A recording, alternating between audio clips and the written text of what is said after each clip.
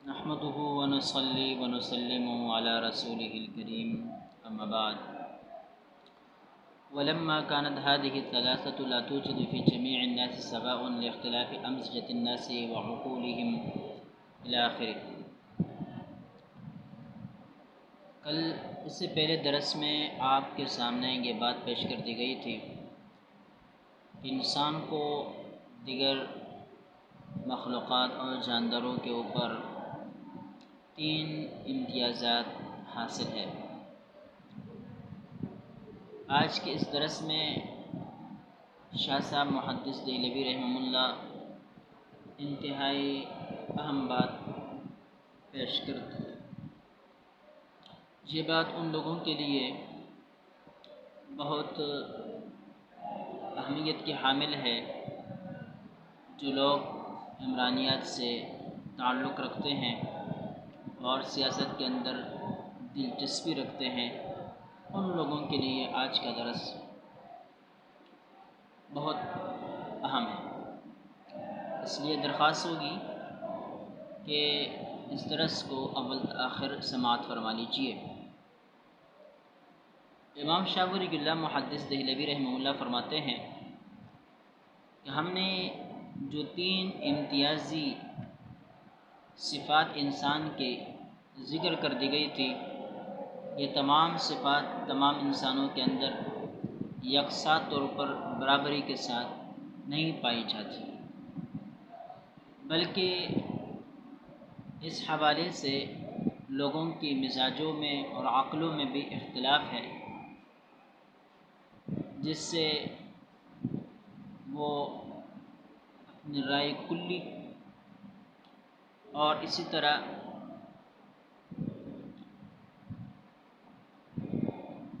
اعمال کے اندر، کردار وغیرہ کے اندر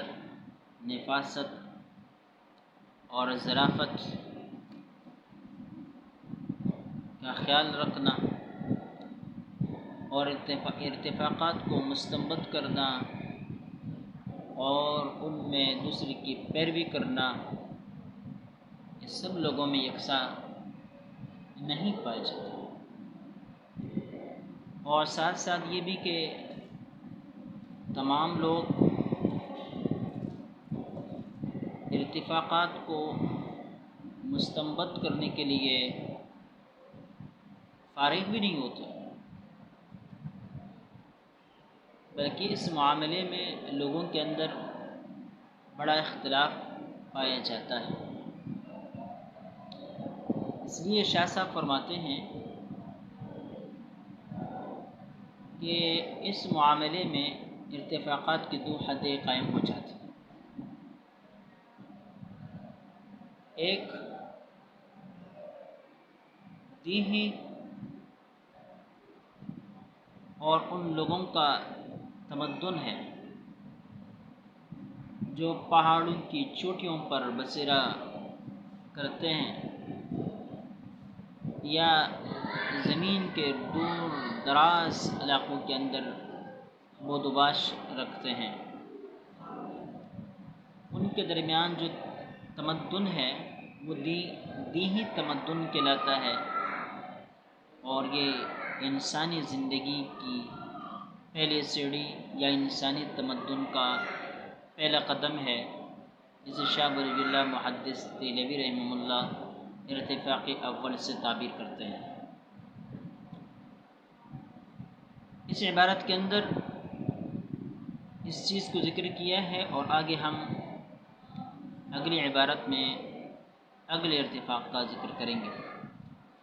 ولما كانت هذه الثلاثة کہ جب یہ تینوں چیزیں لا توجد في جميع الناس سواء تمام لوگوں میں برابری کے ساتھ نہیں پائی جا رہی تھی، لاختلاف امزجة الناس لوگوں کے مزاج میں تفاوت کی وجہ سے، وعقولهم اور عقلوں میں اختلاف کی وجہ سے، الموجبہ جو انسان کو للانبعاث من رأی کلی رأی کلی کے لیے اٹھانے کے باعث ہیں، ولحب الظرافہ اور ظرافت و نفاست کے چاہنے کی طرف انسان کو اٹھاتے ہیں، والاستنباط الارتفاقات والاقتداء فیہا اور اس طرح ارتفاقات کو مستنبط کرنے اور اس میں پیروی کرنے کے لیے انسان کو برانگیختہ کرتا اور انسان کو ابھارتے ہیں۔ ولاختلافهم في التفرغ للنظر ونحو ذلك من الاسباب، اور اس طرح غور و فکر کے لیے فراغت پانے اور نہ پانے کے اعتبار سے اختلاف کی بنا پر کان الارتفاقات حدان، ارتفاقات کی دو حدیں قائم ہو جاتی ہیں۔ پہلی حد کیا ہے؟ الاول هو الذي لا يمكن ان ينفك عنه، پہلی یہ ہے کہ جس سے کچھ شخص کو خلاصی نہیں ہے۔ اہل الاجتماعات القاصرہ، جو اہل اجتماعات قاصرہ کہلاتے ہیں، یعنی ان کے درمیان ادنا قسم کا تمدن اور اجتماعیت پائی جاتی ہے، کاہل البدو و سکان شواہق الجبال، جیسے کہ دیہاتی لوگ ہوتے ہیں اور پہاڑ کی چوٹیوں پر رہنے والے لوگ ہوتے ہیں، والنواحی البعیدہ من الاقالیم الصالحہ، اور زندگی کے لیے صالح اور اچھی جگہوں سے دور رہنے والے لوگوں کی جو اجتماعیت ہوتی ہے۔ والذی نسمیہ بالارتفاق الاول، یہ وہ تمدن ہے جس کو ہم ارتفاق اول کہتے ہیں۔ حضرت شاہ صاحب اس عبارت کا مطلب میں پہلے واضح کر چکا ہوں کہ سب سے پہلے انسان جب تھوڑی تعداد میں تھے، ان کے درمیان بڑے پیمانے پر تمدن قائم نہیں ہوا تھا، تو وہ دیہی زندگی گزارتے تھے۔ چونکہ ان کی ضروریات کم تھی، ہر کوئی شخص اپنی ذاتی ضرورت کے لیے تگودت کرتا، محنت کرتا، کوشش کرتا، دور دور رہائش پذیر تھے، تو ان کے درمیان کوئی اتنی خاص لڑائیاں اور اختلافات بھی پیدا نہیں ہوتے تھے، اور ان کی زندگی پرتعیش بھی نہیں تھی۔ پھر وثانی معالیہ اہل الحضر والقرى العامرہ من الاقالیم الصالحہ المستوجبہ ان ينشأ فيها اہل اخلاق الفاضلہ، کہتے ہیں پھر دوسرا ارتفاق تمدن کا دوسرا قدم یا دوسری سیڑھی جس کے اوپر شہر والے لوگ ہوا کرتے ہیں، اور اس طرح ان بڑے دیہاتوں والے جو اقالیم صالحہ، یعنی ایسی جگہوں میں جو رہائش کے لیے اچھی ہوتی ہیں، قابل ہوتی ہیں، المستوجبہ ان ينشأ فيها اہل الاخلاق الفاضلہ، جو اس بات کو مستوجب اور لازم کرتے ہیں کہ ان میں اخلاق فاضلہ کے مالک اور حکماء عقل مند لوگ پیدا ہو۔ فإنه كثر هنالك الاجتماعات وازدحمت الحاجات، کہتے ہیں یہاں اجتماعیت بڑھ گئی اور لوگوں کی حاجتیں آپس میں ٹکرانے لگی، وکثرت التجارب، اور تجربے بہت زیادہ ہو گئے، فاستنبتت سنن جزیلہ، تو یہاں جو ہے مختلف قسم کی تدبیریں وہ مستنبت کر دی گئی، وعزوا علیہا بالنواجذ، اور لوگوں نے ان کو مضبوطی سے تامے رکھا۔ آگے فرماتے ہیں والطرف الاعلی من هذا الحد، اس حد میں طرف اعلی ما يتعامله الملوک اہل الرفاہیہ الکاملہ، یہ وہ حد ہے جو بادشاہ آپس میں برتتے ہیں، جو بڑی ٹاٹ کی زندگی گزارتے ہیں، الذین یرد علیہم حکماء الامم، جن کے پاس دیگر قوموں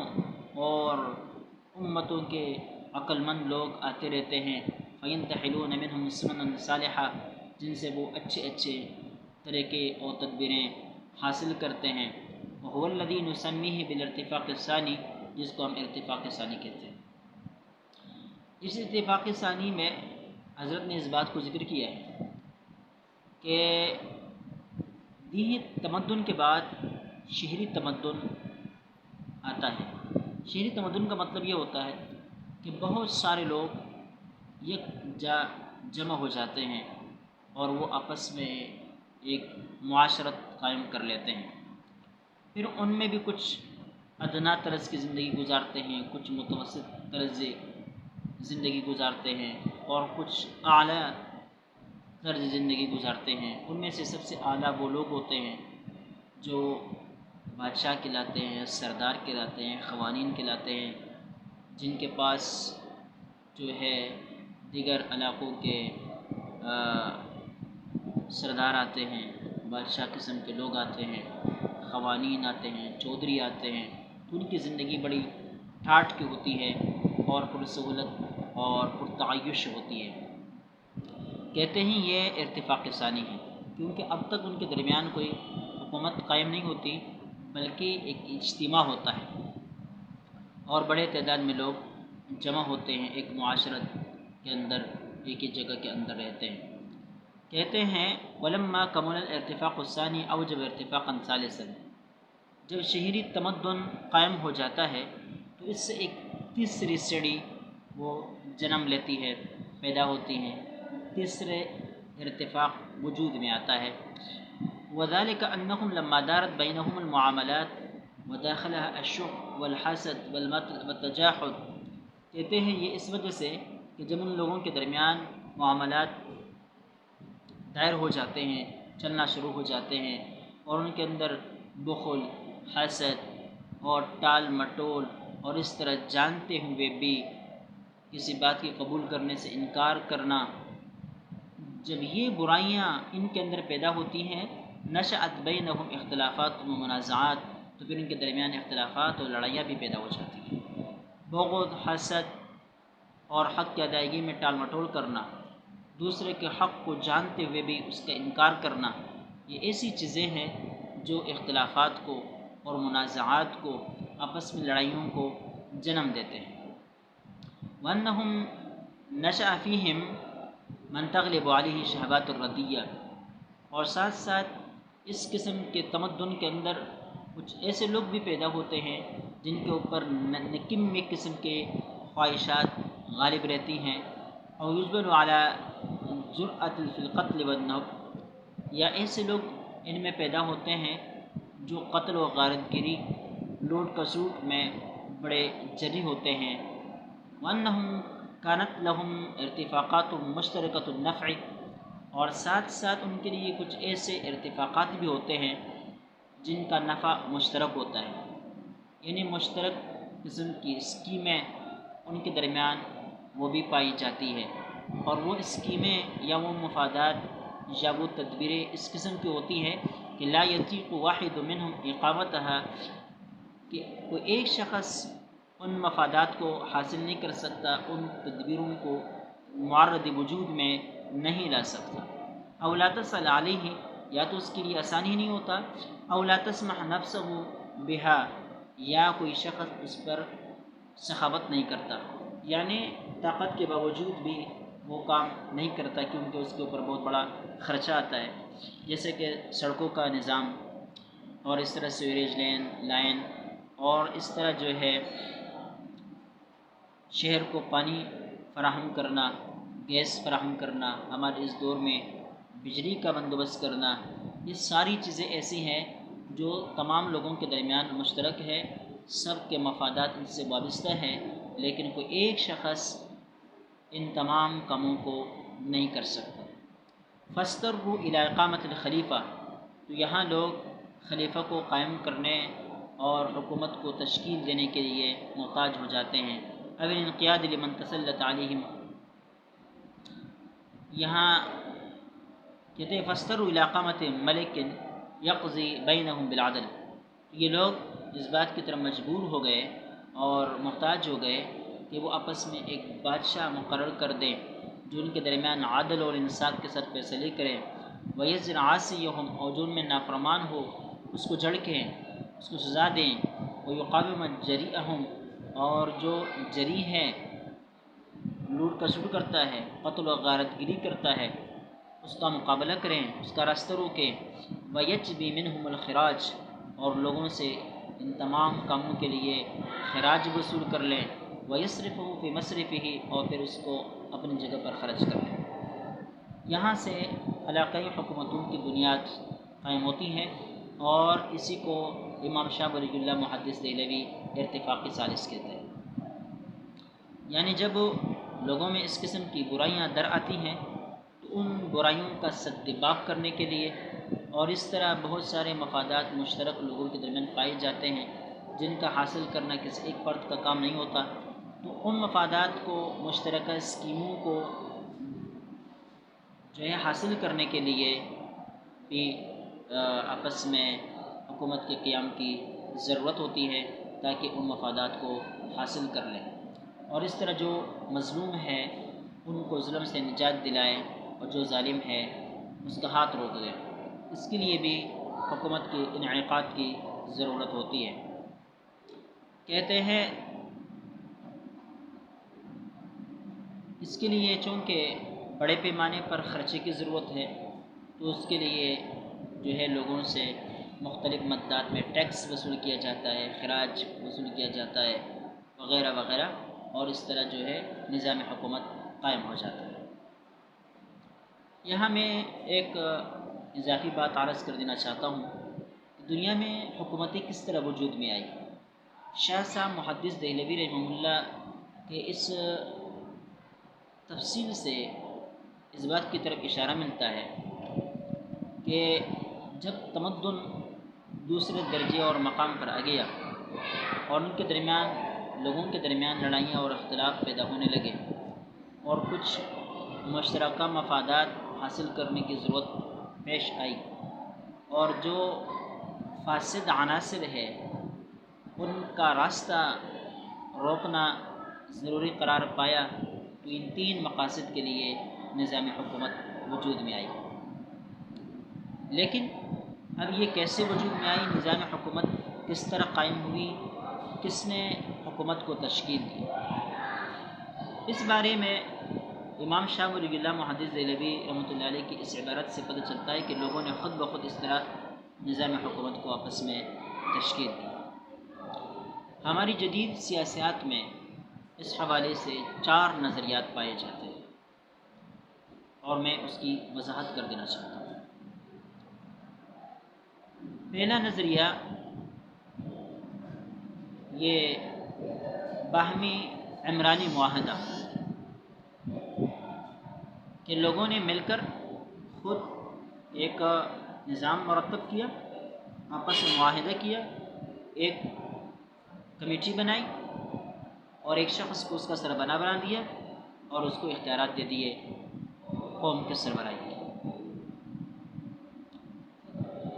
اب یہ قوم کی سربراہی کس بنا پر کرے، اس بارے میں علم سیاست کے ماہرین کے درمیان 2 رائے ہیں۔ ایک رائے یہ ہے کہ جب لوگوں نے کسی شخص کے اوپر اتفاق کر کے اسے اپنا سربراہ بنا دیا، اپنے قومی اختیارات اس کے سپرد کر دیے، تو اب جیسے وہ چاہے فیصلے کرے اور وہ اس بارے میں آزاد رہے گا۔ اسی نے بعد میں مطلق العنان حکومتوں کی شکلیں اختیار کی اور دنیا کے اندر مطلق العنان بادشاہت قائم ہو گئی۔ اور بعض حضرات کہتے ہیں چونکہ اس آدمی کو جو اختیارات دیے ہیں وہ قوم نے مل کر دیے، اور قوم نے اس شرط کے ساتھ اسے اختیارات دیے ہیں کہ وہ قوم کے مفادات کے لیے کام کرے گا، لہذا جب وہ قوم کے اوپر مظالم ڈالنے لگے یا ان کے مفادات کے ساتھ کھیلنے لگے تو قوم کو اس بات کا اختیار ہوگا کہ قوم اس کو معزول کرے۔ اس دوسرے نظریے نے یہ ہماری جمہوری حکومتوں کو وجود بخشا۔ بنیادی طور پر یہ نظریہ ایک ہے جسے عمرانی معاہدہ کہا جاتا ہے، اور جدید زبان میں اسے سوشل کنٹریکٹ کہا جاتا ہے۔ دوسرا نظریہ وہ نظریہ طاقت یا نظریہ قوت کہلاتا ہے، اور اس کا مطلب یہ ہے کہ جب اس طرح تمدن قائم ہوا تو کچھ لوگ جریح قسم کے تھے اور جو دوسروں کو زیر کرتے تھے، اور دوسروں کو زیر کرتے کرتے وہ ایک قوت و طاقت حاصل کر گئے اور خود بخود لوگوں کے اوپر ان کی حکمرانی قائم ہو گئی۔ اس لیے یہ حکومت وجود میں آئی۔ اسی کو لوگ کہتے ہیں کہ جنگیں ریاستوں کی پیداوار،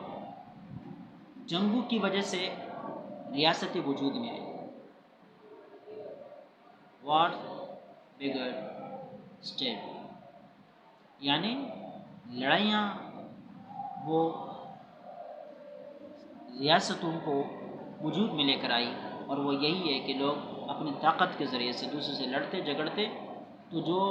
غالب آ جاتا وہ حاکم بن جاتا اور جو مغلوب ہو جاتا وہ محکوم ہو جاتا، رعایا کا حصہ بن جاتا۔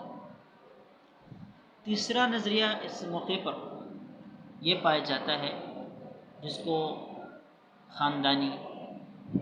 یا پدرسری اور مدرسری نظریہ کہا جاتا ہے۔ اس کا مطلب یہ ہے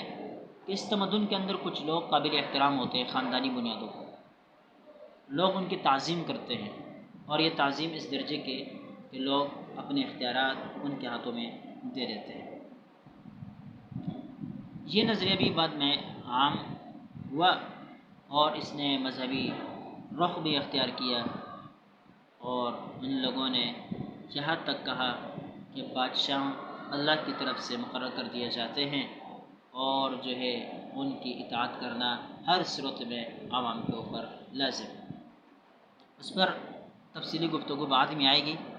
لیکن صرف اشارتاً میں نے یہاں پر اس کا تذکرہ کر دیا۔ تیسرا نظریہ وہ اصل خداوندی کا نظریہ ہے، اور وہ یہ کہ جب سے انسان وجود میں آیا ہے، آدم علیہ السلام اللہ تعالیٰ کا پیغمبر ہو کر دنیا پر اترا ہے، اور وہ جہاں ایک پیغمبر تھے وہاں ایک حاکم بھی تھے، لہذا اسلامی نظریے کے مطابق، اصل خداوندی کے اس نظریے کے مطابق، انسان کبھی بھی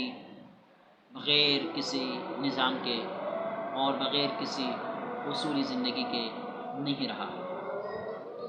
جہاں تک پہلے نظریات کا تعلق ہے اور بات ہے تو وہ لوگوں کے اپنے تراشے ہوئے نظریات ہے جن کے پیچھے کوئی دلیل کی طاقت موجود نہیں۔ ایسے ہی نظریات کے بارے میں قرآن پاک نے واضح طور پر کہا ہے إِن يَتَّبِعُونَ إِلَّا الظَّنَّ إِنْ هُمْ إِلَّا يَخْرُصُونَ مَا لَهُمْ بِذَلِكَ مِنْ عِلْمٍ إِنْ هُمْ إِلَّا يَظُنُّونَ۔ اپنے نظریات پر ان کے پاس کوئی دلیل نہیں، یہ صرف عقل پچوں کے پیچھے چلتے ہیں۔ بہرحال اس چیز نے جب یہ شکل اختیار کر دی تو علاقائی حکومتی وجود میں دنیا مختلف ریاستوں کے اندر بٹ گئی، جیسے کہ آج دنیا سینکڑوں ملکوں میں تقسیم ہے۔ ہمارے بر صغیر کے اندر کتنی مملکتیں ہیں، کتنی ریاستیں ہیں، اس طرح افریقہ، اس طرح یورپ، اسی طرح افریقی ممالک کتنے زیادہ ہیں۔ اب پہلے لوگوں کے مفادات آپس میں ٹکراتے تھے تو شہری حکومتیں وجود میں آئی، علاقائی حکومتیں وجود میں آئی، ان کے درمیان پائے جانے والے فساد کو ختم کرنے کے لیے،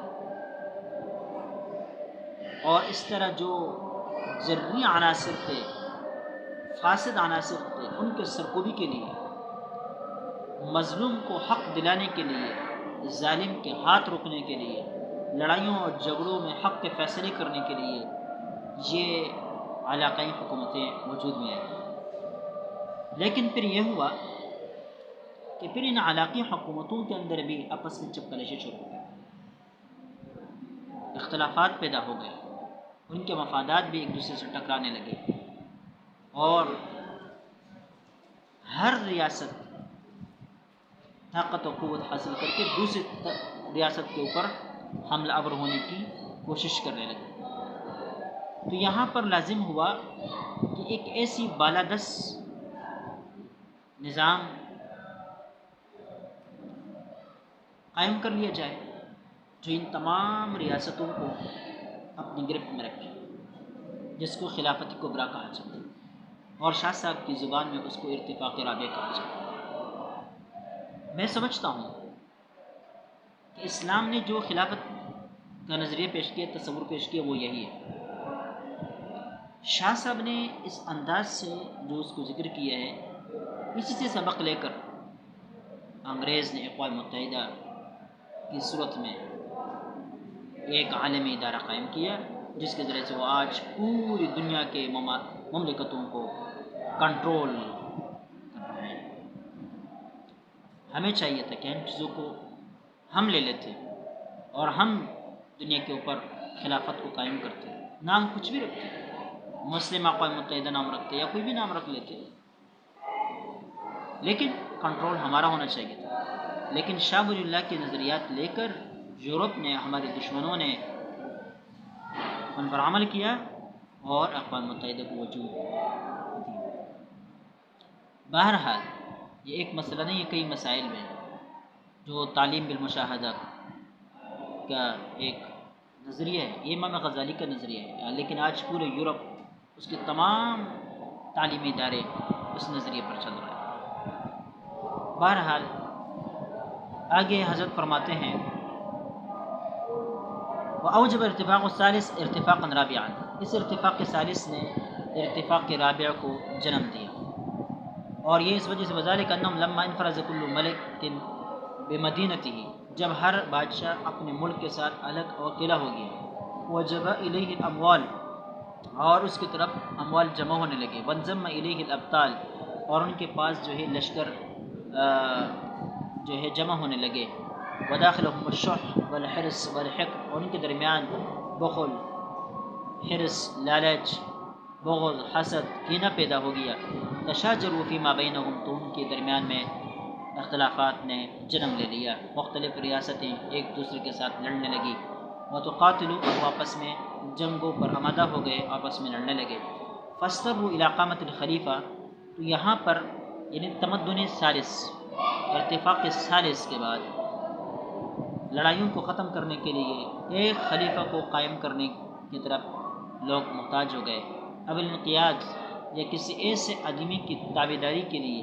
لوگ محتاج ہو گئے، لمن تسلط علیہم تسلط الخلافت الکبریٰ، جو ان کے اوپر خلافت کبریٰ کی طرح تسلط قائم کرے۔ حضرت کہتے ہیں وعنا بالخلیفہ ما یحصل له من الشوکہ، کہتے ہیں میری مراد خلافت سے، خلیفہ سے یہ ہے کہ جن کے پاس ایک ایسی شان شوکت ہو، ایسی طاقت ہو، ما یرا معه کالممتنع، کہ جو ایسا لگ رہا ہو کہ گویا کہ یہ بات ممتنع ہو، ان یسلبہ رجل آخر، ملکہ کوئی اور اس سے یہ حکومت چھین سکے اور اس کے اوپر بالادست ہو جائے۔ اللہم الا بعد اجتماعات کثیرہ، البتہ بہت ساری اجتماعات کثیرہ کے بعد اگر کوئی وہ آ جاتا ہے، وبذل اموال خطیرہ، اور بہت سارے اموال خرچ کرنے کے بعد، ولا يتمكن منها الا واحد في القرون المتقابلہ، کہتے ہیں اس پر کوئی قدرت نہیں پاتا البتہ ایک طویل زمانہ گزرنے کے بعد۔ مطلب یہ ہے کہ اتنی بڑی طاقت کو شکست دینا ہر کسی کی بات نہیں ہوتی، اگر سالوں سالوں صدیوں میں کوئی ایسا پیدا ہو جائے جو اتنی بڑی طاقت کو شکست دے سکے، وہ الگ مسئلہ ہے، اور اللہ کے لیے کوئی مشکل نہیں ہے۔ وَكَمْ مِنْ فِئَةٍ قَلِيلَةٍ غَلَبَتْ فِئَةً كَثِيرَةً بِإِذْنِ اللَّهِ، بہت چھوٹے لوگ بھی، کم درجے کے لوگ بھی، اور جو ہے ضعیف قسم کے لوگ بھی بڑی بڑی طاقتوں کے اوپر غالب آ جاتے ہیں، وہ الگ مسئلہ ہے، لیکن ظاہر میں ایسا لگتا ہو کہ ایسے خلافت کبریٰ قائم ہو جائے جس کو ظاہر طور پر شکست دینا انتہائی مشکل ہے۔ وَيَخْتَلِفُ الْخَلِيفَةُ بِاخْتِلَافِ الْأَشْخَاصِ وَالْعَادَاتِ، کہتے ہیں پھر خلیفہ مختلف ہوتے ہیں اشخاص اور عادات کے اختلاف کے ساتھ، کہ وَأَيُّ أُمَّةٍ تَبَايُعُهَا أَشَدُّ، بعض قومیں ایسی ہوتی ہے جن کی طبیعت انتہائی سخت ہوتی ہے، تیز ہوتی ہے، فَهِيَ أَحْوَجُ إِلَى الْمُلُوكِ وَالْخُلَفَاءِ، ایسے لوگ زیادہ بادشاہوں اور خلفاء کے محتاج ہوتے ہیں، ممن هِيَ دُونَهَا، ان لوگوں کے بنسبت جو ان سے تیزی میں اور سختی میں کم درجے کے ہو، اور اس طرح دشمنی اور عداوت میں کم درجے کے ہو۔ آگے کہتے ہیں وَنَحْنُ نُرِيدُ أَن نُنَبِّهَكَ عَلَى أُصُولِ هذه الارتفاقات، کہتے ہیں ہم چاہتے ہیں کہ آپ کو متنبہ کر دیں ان اتفاقات کے اصول پر، وفہرس ابوابها، اور اس کے ابواب کی فہرستوں پر، کما اوجب عقول ام صالحہ، جیسے کہ ام صالحہ کے عقلوں نے، ذوی الاخلاق الفاضلہ، بڑے اخلاق کے مالکوں نے، واتخذوه سنت مسلمہ، انہوں نے اس کو ایک سنت مسلمہ بنا لیا ہے، لا یختلف فی اقاصیہم ولا اذانہم، ان کے دور اور ان کے قریب، ان کے درمیان کوئی اختلاف نہیں رکھتے۔ فاستمع لما یتلی علیک، لہذا جو چیز آپ کے اوپر پیش کی جاتی ہے اس کو غور سے سن لیں۔ مطلب حضرت کا یہ ہے کہ آگے ہم ارتفاقات کی بحث کریں گے، ایک ایک ارتفاقات پر گفتگو کریں گے، دیہاتی زندگی کیسی، شہری زندگی کیسی، ارتفاق ثالث کیسے وجود میں آیا، اور پھر ساتھ ساتھ جو ہے خلافت کبریٰ کیا ہے اور اس کے جو ہے جو اختیارات ہے وہ کیا ہے، اس پر تفصیلی گفتگو رفتہ رفتہ آگے آئے گی۔ اللہ رب العزت ہمیں سمجھنے کی توفیق عطا فرمائے۔